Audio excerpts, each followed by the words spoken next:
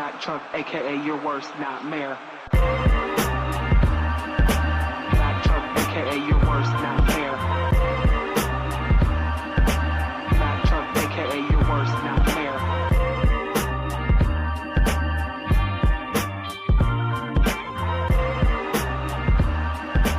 Mac Truck, Mac Truck, Mac Truck.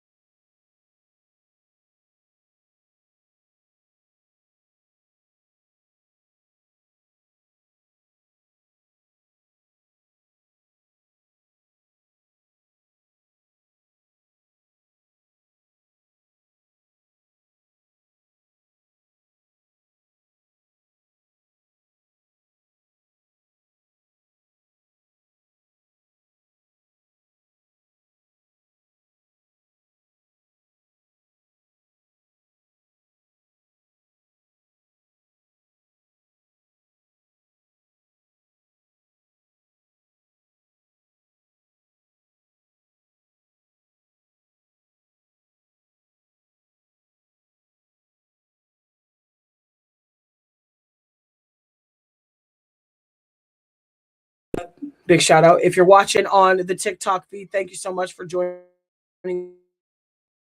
us. If you're watching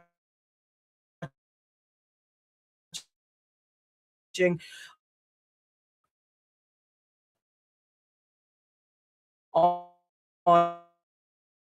any other feed, thank you so much. Great to be here. We want to give a big shout out to our main sponsor, In My Bag Apparel and Customs by Evan Thunder Bradfield. And listen, all things aside, when you shop at In My Bag, TRUCK, you will get 15%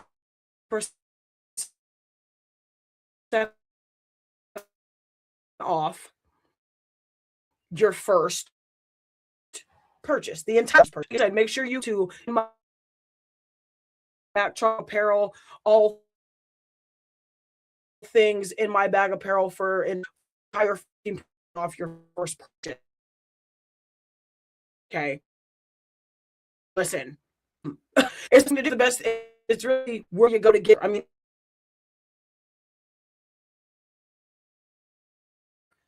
that's what it is. Okay. We're wearing the truck hoodie, and I love to see it. So listen, we got a lot to talk about.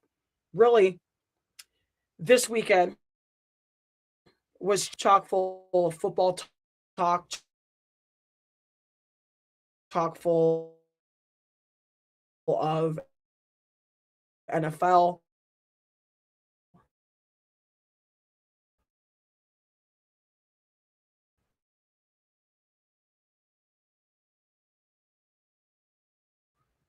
What we're gonna let me just preface my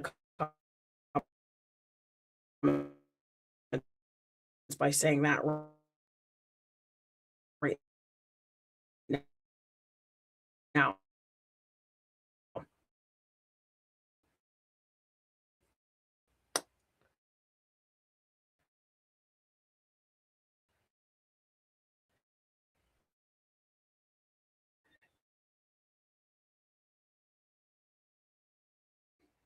Okay, I got per, but be no longer an easy target, folks. Let me just put that out there. Shakur Stevenson is no longer an easy target, and frankly, I don't think losses, no contest, no draws.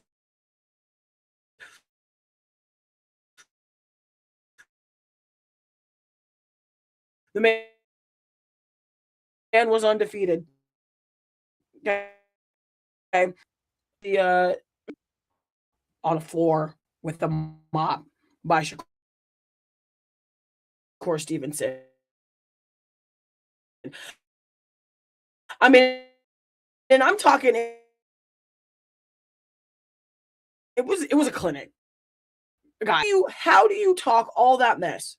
How do you talk all, like, really how do you talk all that shit and lose like badly.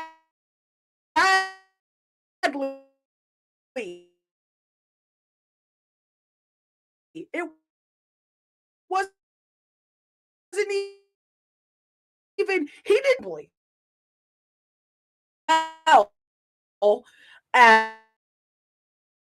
as letting the ball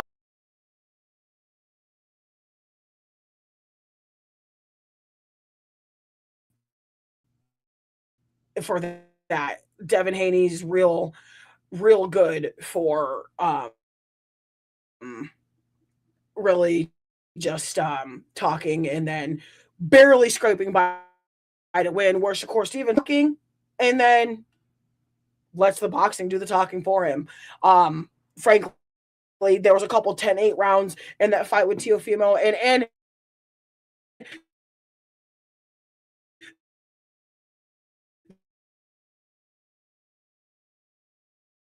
the entirety of times that he's like, I don't know if like I don't know if people really understand that you have to show something in boxing in order for the boxing match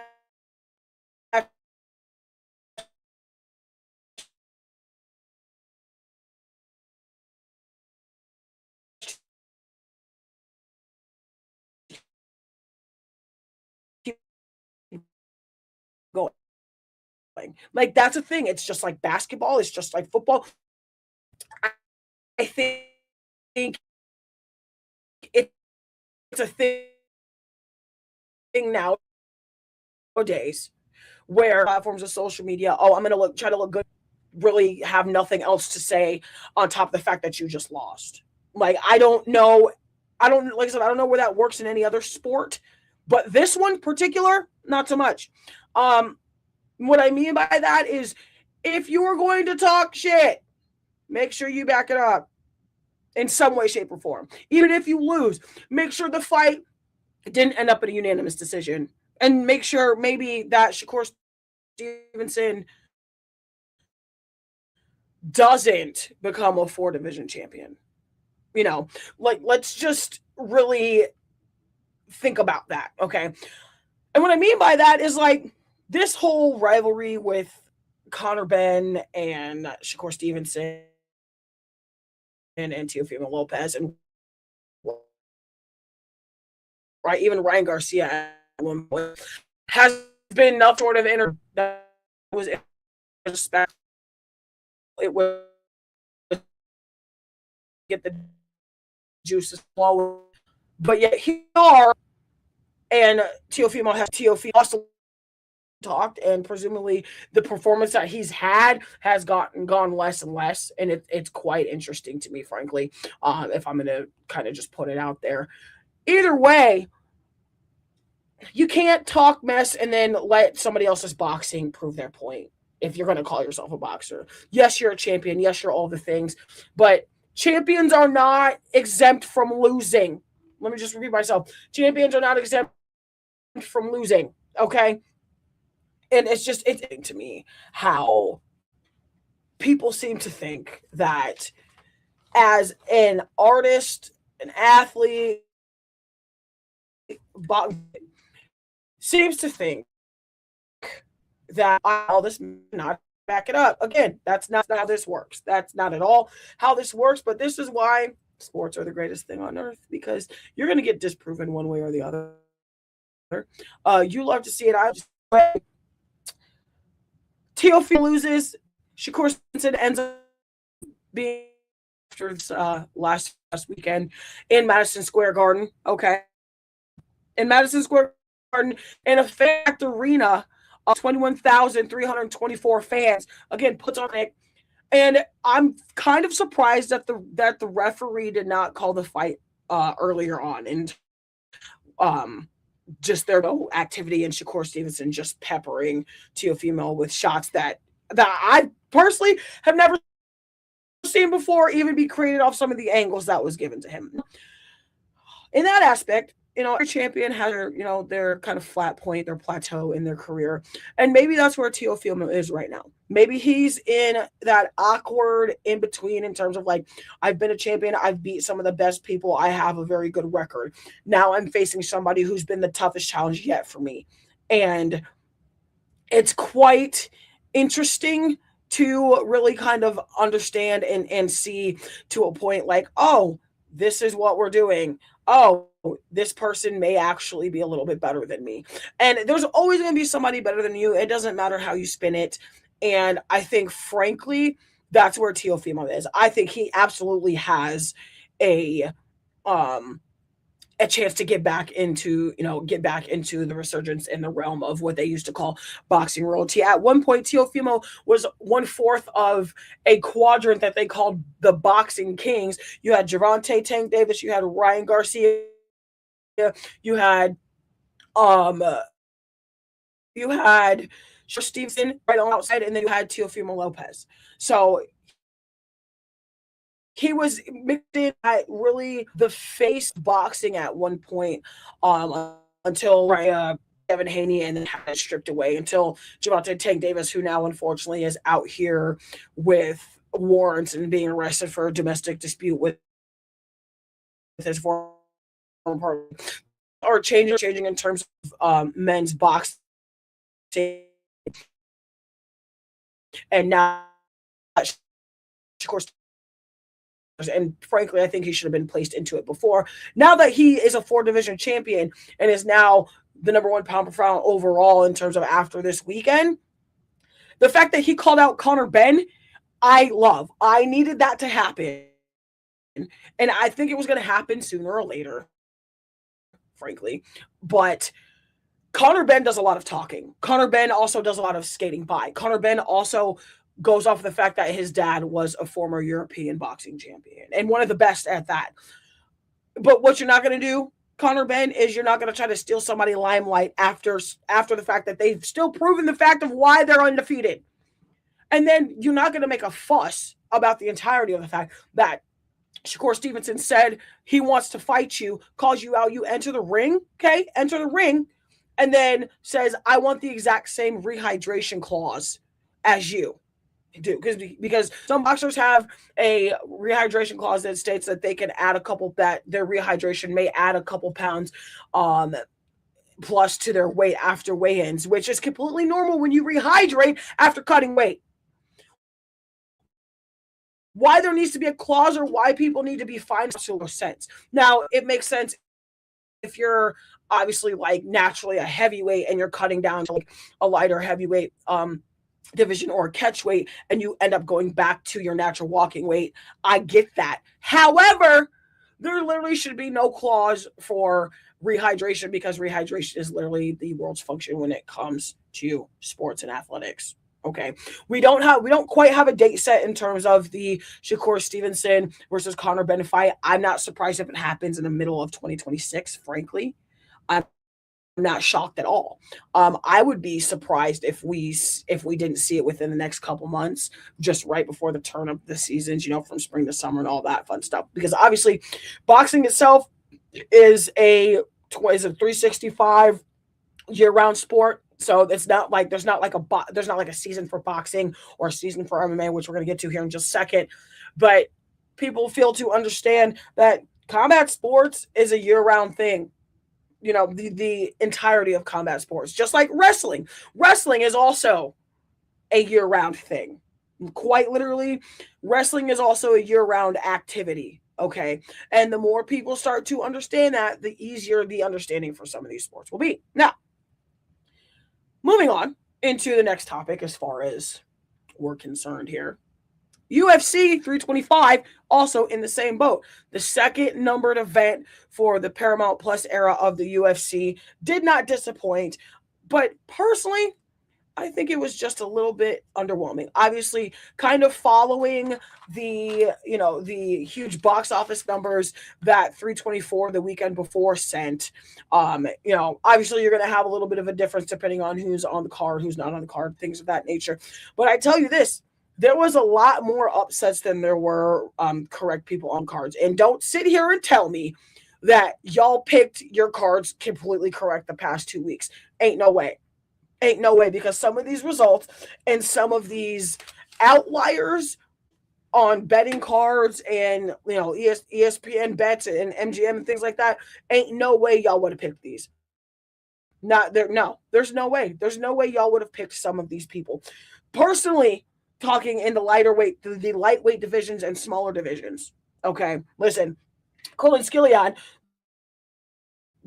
beat Jamie Malarkey literally by submission in round one by a I've never seen and snap his neck and give him a chiropractic. Love to see it. And I see everybody in both chats. If you're joining me today, thank you. I see you here over here on StreamYard. I see y'all over here on the TikTok stream. Shout out TikTok. Shout out in my apparel and customs. Shout out Babe, because we love Babe. If you're in the comments, type "Hey Babe" in capital letters, because we love her. She helps fuel this fire over here in Mac Truck. So got to give a shout out to the ones who supported you the most, and she's it, and we're here and we love it. Now, listen, UFC again, UFC 325 was nothing short. Quentin Scal killed again with the submission in 3 minutes and 2 seconds exactly into the first round. Mind you, didn't even make it to the latter part of the first round. Got the neck crank over Jamie Malarkey. Quentin Scal is now 11-1-0. Jamie Malarkey is now 18-9-0 for the loss on that fight. Tai Tuivasa, okay, in the heavyweight division. And if anybody has watched the UFC, if anybody pays attention to the UFC, is a fan of the UFC, the heavyweight division is where it's at. I don't care what anybody is. The heavyweight division is where it's at. It's just like heavyweight boxing, as the heavyweight, the boxer, all the things.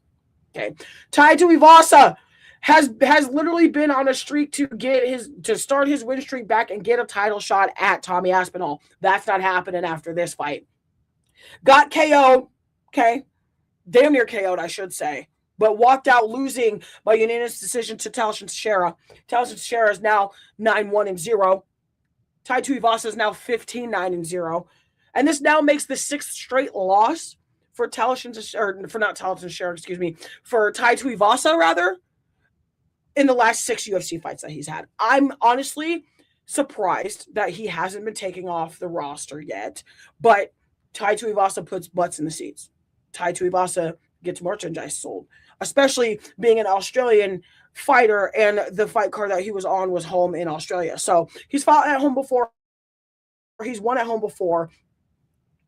But is this the last of Tai Tuivasa as a heavyweight? Does he take the Junior Tafa route and drop to light heavyweight? Because Junior Tafa, fellow Australian UFC fighter, okay, with Tai Tuivasa, was also a heavyweight at one point. Once he was a heavyweight, decided I want to try to start getting smaller, have more opportunities, all the things. Tai Tuivasa is now probably ranked number 7 as a heavyweight, and now Junior Tafa at lightweight, who's now 205, 207, somewhere in there, dropped a tremendous amount of weight and looks very good. But he's got to get his feet under him, get used to having a significantly less amount of weight on him. Could do damage at light heavyweight, quite literally. I don't even know if there's a light heavyweight champion that could really stand in Junior Tafa's way. It's very interesting, a very strange spectacle when you really look at it. Kind of moving on back into just the rest of the recap here for UFC 325. And if you're joining me, thank you so much. I see you guys in the TikTok feed. I see you guys over here on StreamYard and all the other things. We're talking UFC with your girl Mac Truck here on the Mac Truck Podcast. Again, you can find that pretty much anywhere you find your podcast. YouTube, Spotify, iHeartRadio. Again, anywhere you find your YouTube streaming pleasure, audio streaming pleasure, you want to put that. You're liking, sharing, subscribing to the pod, and big shout out to the Mom Brew Podcast. All things mom and life and coffee. Strong moms meet strong coffee. Make sure you follow the Mom Brew on YouTube, on Spotify, on Apple, all the things with yours truly, and just with the mostest Becca B of the G. Okay, better known as my wife. Make sure you follow that for all things momming, all things like this, okay? Because without her advice, I'm not sitting in this chair with you right now, to be honest with you. Either way, going back into these couple events here for the main card of UFC 5, Alexander Volkanovski versus Diego Lopez 2, the sequel, main event there. Rafael Fiziev also loses in the light. Rafael Fiziev is now 13-5-0. Mauricio Rufy knocks out Rafael Fiziev in scary fashion. Hit him with a left hook and neck snap back of UFC 325, round 2. 4 minutes and 30 seconds into the round, rather. Mauricio Rufy, rather, gets the win. And since its enshrinement into ESPN, the first 7 years. Now we've got a new 7 years coming up here with the era just now kicking off with 324 in the books and now 325 in the books. 326 is in March. That's going to be a banger. I can't wait to see that. It's going to be Charles Oliveira versus Max Holloway too for the BMF title. I can't wait. I cannot wait. Like I live and breathe sport. No, we're gonna have, with the amount of things that are happening in the winter, it's so hard to keep up. And it's so hard. It's been easier to keep up with this UFC now that it's on a different platform. So big shout out to Paramount Plus for that. Big shout out Dana White for making that decision. DW out here. Either way, moving on into the co-main event here for UFC 325, Volkanovski versus Lopez 2. Okay, Dan Hooker in the co-main event also loses by KO TKO. All right, to second round. 4 minutes and 45 seconds into the second round, really almost going into that third and final round. Loses to Benoit Saint-Denis, who's now 17-3-0. Gets the KO victory by punches again, hits him with a strong right hook, snaps the head back, ground and pound, and the ref says no, you're not intelligently defending or fighting back. I gotta call it. Dan Hooker's now 24-14-0. Benoit Saint-Denis is again now 17-3-0 with that win over Dan the Hangman Hooker for that UFC 325 co-main event. Okay, moving on into the main event here for UFC 325. Alexander Volkanovski versus Diego Lopez, the sequel for the World Featherweight Championship title on the line. And to be quite honest with you, I love it. You love it. It was a very good fight. If you didn't get to see the entirety of the championship rounds when it came to Diego Lopez versus Alexander Volkanovski, you missed out. You missed out. And that's what it was. You missed out. Diego Lopez has come so far from the first fight. And not that he was too far off with the first fight, because he really wasn't. But just some of his wrestling exchange, defending takedowns was about subpar, comparatively to his other lightweight cohorts in the lightweight division, and obviously compared to the champion in Alexander Volkanovski. Okay, listen, Diego Lopez did his homework. Diego Lopez did the training necessary to clean up the parts that he needed to. But also with that, there's always the other side that's also training for the same exact thing. Alexander Volkanovski found every which way to take him down, found every which way to cut off an angle, found every which way to do just that. And frankly, I don't quite see how this didn't end up going into, a very rare death, sudden death rather, or to see how this fight went. But when championships rounds started going, Alexander Volkanovski started unleashing like he normally does. He is one of the fighters with the best ring IQ in the octagon I've ever seen.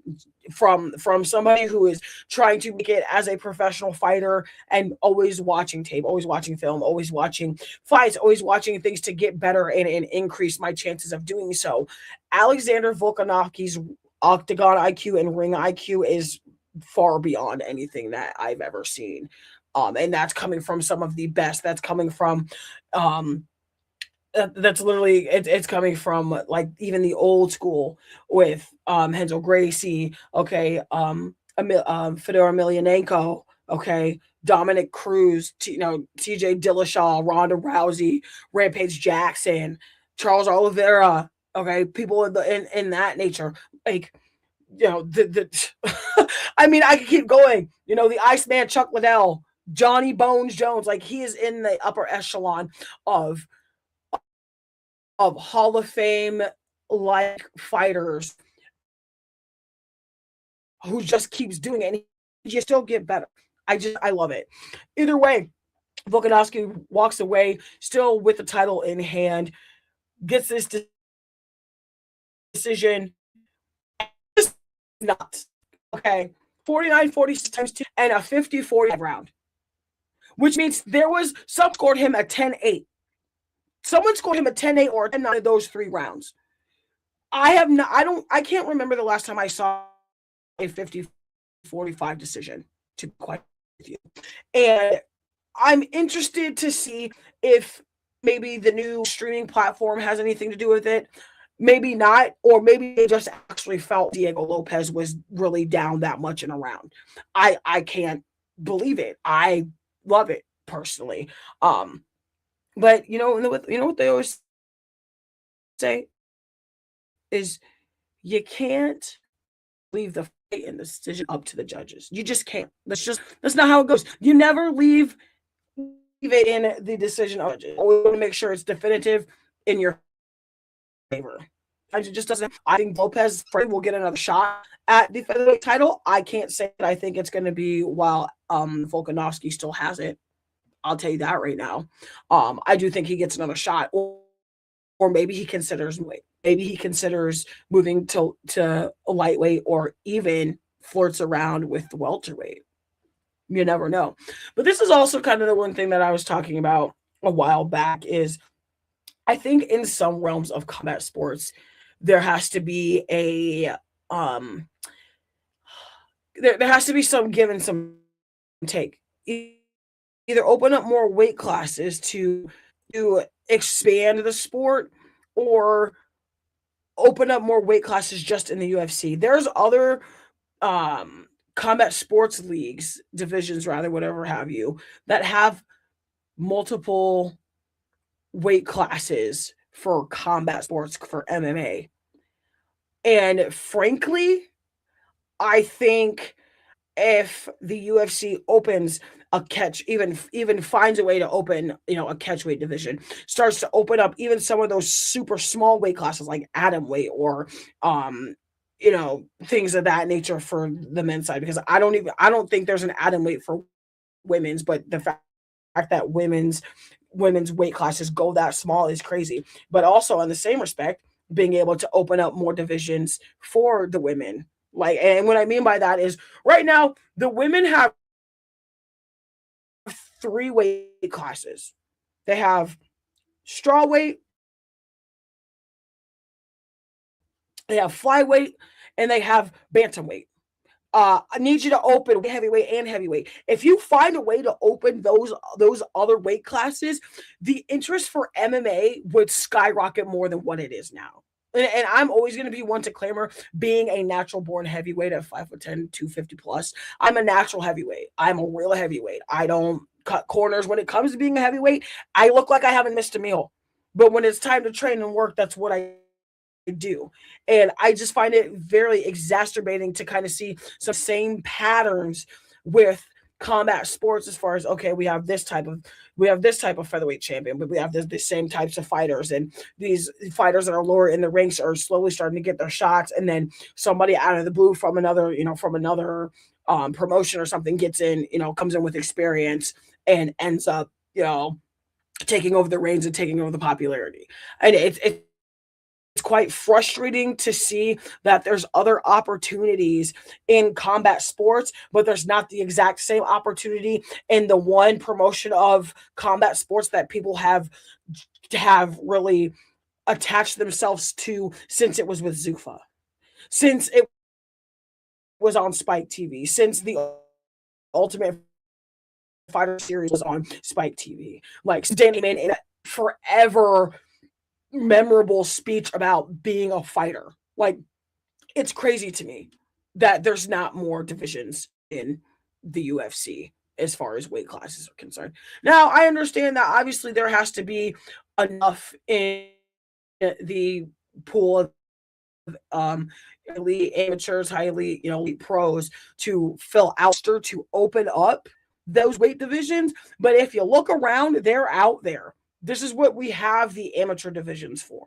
Quite literally, this is what we have some of those local fight cards and everything for that reason alone. It's quite interesting to me that we haven't gotten to a point to where we have more weight classes open, especially for the women's side. Because how many times are we going to see Valentina Bullet Shevchenko defend her title and then drop down a weight to get that title and drop down weight to get that title? Like, how many times are we going to see that? Like, how many times are you're going to see Amanda Nunes announce that she's coming out of retirement to take on a Kayla Harrison, who now has to wait until her neck injury? Like, there's only so many combinations you can do with what you have.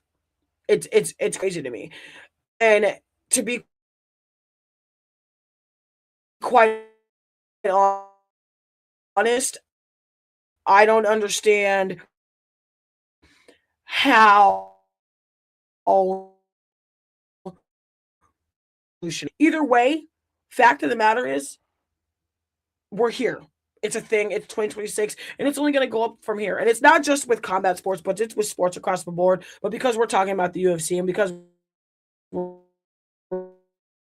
we've talked about boxing,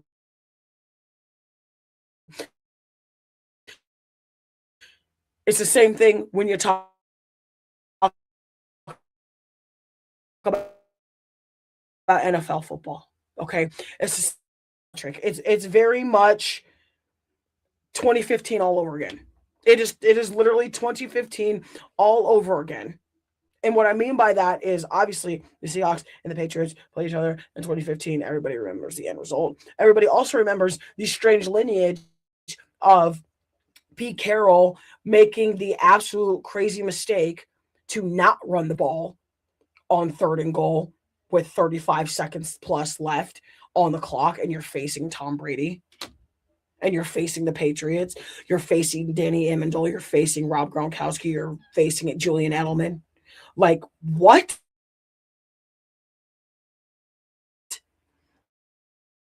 Like, how do y'all not understand that y'all messed up in that aspect? But it's 2020. Ramondre Stevenson, Cooper Kupp. Like, I was on 2 other shows this week, like today alone. If you caught the first half of the Playbook podcast with Prescott Kelly, we had predictions there until we started having technical difficulties. I was just on two drunk guys in a football podcast with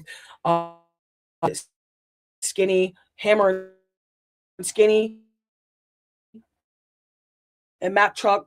We talked predictions. We talked everything. I personally, I'm not against my better judgment. When I said that earlier, if you're watching, I meant Inter done. I think it's either going to be the Seahawks by the 4.5 that they have, or it's going to be a blowout to where the Patriots aren't going to be able to come back, because the Seahawks are capable of doing that. We've seen it all season. Both of them are coming into this game 14-3. Okay. The New England Patriots come in at plus 195, which we were talking about the after the conference championship. Point total was still the same at 45.5. The money line 190. Now it's 195, which means more money is starting to come in as the Patriots are seen as underdogs. I can't really even say that they're underdogs, but I think because the whole pay is where you're getting me. But for me, if I win the A and going to take the pizza -1.5, I personally would take them straight now because of what he's been able to do. But in the same respect, going back over to Seattle, okay, Coach McDaniel, same thing. Sam Darnold has really had a resurgence in his career. Sam Darnold has had a resurgence in his career to the point where he's got playoff wins under his belt. He's got the division title. He's got the conference championship.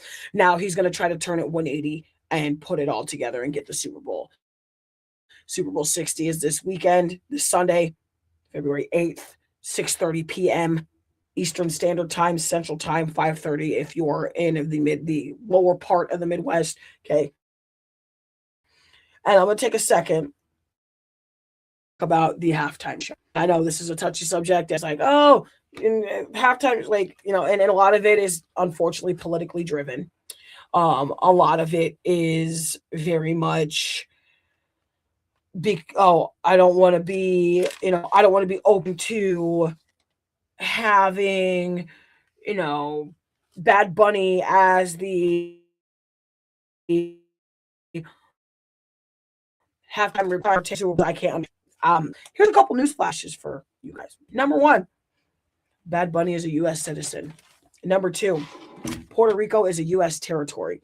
Number three, it's not his job as an artist to make sure that you understand Spanish, understand his content. That's not a thing. And I also just saw that there's going to be a Turning Point USA halftime show. All not what it's supposed to be on, but the headliner for that is Rock. And frankly, I think it's laughable. While I Kid Rock, I don't have anything against him. I don't have no ill will or nothing towards Kid Rock, but the fact that people are going so far as to having what they're calling a mechanized halftime show in place of the Americanized time show that's already happening during the Super Bowl with that is nuts to me. The math doesn't math, guys. The math isn't mathing, and I don't really understand why some of y'all don't seem to understand that. And then there's the lot of y'all that are like, oh, well, I'm not gonna watch the Super Bowl because it's not my team's. Dallas Cowboy fans, that includes y'all too. Y'all damn well know you're gonna watch this game because it's football. It's the very last NFL until the next season starts at the end, closer to the fall time of 2026. Okay. Y'all are gonna watch the game. Y'all be pulling for the Seahawks. It's a thing. Just like if you're an AFC fan, you're going to be pulling for your AFC conference team. We know that. That's a thing. People need to get out of this mindset of saying that the halftime show, there's no parity and the teams have no parity. I think this is probably the most parity-driven Super Bowl there could be yet. Okay? You have a Puerto Rican entertainer who is an American citizen singing half of his catalog shortened, just like any other halftime show artist would. In front of what's going hundreds of thousands, whether they're there at the game in Santa Clara Levi Stadium, home of the San Francisco 49ers, whether they're viewing it at a party, whether they're viewing it at home, there's going to be a lot of eyes on it. Okay. So for people to sit and say there's no parity, the Super Bowl and the Super Bowl halftime show alone are probably, again, the most parity driven visual. It's crazy to me that people don't seem to think that or see that. Like, we've had people from Prince, from Michael Jackson, Whitney Houston, Kendrick Lamar last year. We've had an entire hip hop set a couple years ago with Eminem, 50, and Snoop. We've had all kinds. Kid Rock's been on there before. There's been Aerosmith. There's been Bruce Springsteen. I mean, there has been so much parody with the show. Why now? Just why understand why that's a thing. Like why? Like what? Like it doesn't make any sense. It's no story. Okay? Listen, that's all we got for the live show today. Like I said, we had a lot to unpack, a lot happened. We have more up for your studio versions of the show. Stay tuned for those. Our next studio session is going to be speaking strictly about the Olympics, strictly on our women's sports tip per normal, because I'm a female and I'm a female sports advocate. I'm a female athlete, and that's for the Mac Truck Pod. Just so you guys know, sports takes from a women's point of view, quite literally, which includes women's sports. So, if you can't hop on bandwagon, doors over there. But with that, that's the end of the show. I'm going to stay on the TikTok for a little bit if anybody wants to pop in for a Q&A, hang out for a little bit. But in terms of the live show, thank you guys for joining us. Thank you for coming in and listening to me rant and rave about the frustrations of boxing in the UFC and just how disrespectful some of y'all fans are out here when it comes to the NFL and sports. My name is Matt Brooks. Thank you for joining. We'll see y'all on the flip side. Stay .com as well as the TikTok shop for all things Mac Truck Podcast. Apparel, my back apparel custom by Evan Thunder Bradfield. Make sure you're checking out the Recognized Podcast for old school episodes. Evan Thunder Bradfield and CB the Bully Caleb Bradfield. It's for a new project coming out soon featuring Evan Thunder Bradfield. I can't wait. Just so you know, I cannot wait. And make sure you're repping and supporting your small and independent sports media personalities. Okay. Us. We really make the world turn. With that, stay tuned and stay sporty. I'm gonna hang out over here on TikTok for a little bit. If you're watching us on the stream, thank you. Subscribe to the podcast and the play